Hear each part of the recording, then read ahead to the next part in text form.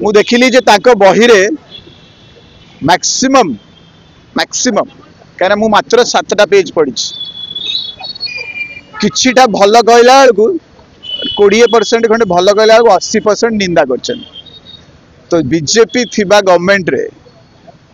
BJP समय रे government रे नवीन पट्टनायक को निंदा कले ही तमे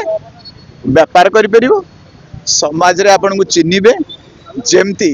मनमोहन राउतर ना रे गोटे फड़गस चैनल आ दि तीनटा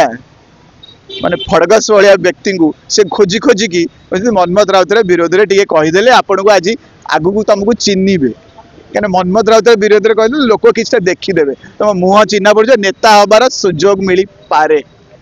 तो एया होची रूबेन बैनर्जी पचारंतिनी के टोटल अयोग्य लेखा 20% जदि टेकिया को चेष्टा करचंदी बैलेंस करिया को 80% तळु को पकेचन से नवीन पट्टनायक से बहुत महान लोक भाई तम बही कि तमे से मूल्य ना जे मु भी आपण ऊपर टिप्पणी देवी। रूबेन बैनर्जी कलकत्ता रे रुहंतु ममता बनर्जी विरोध लेखिकी देखांतु खाली से लेखिकी खाली तो देखेले आपण सेठी कौन आपणकर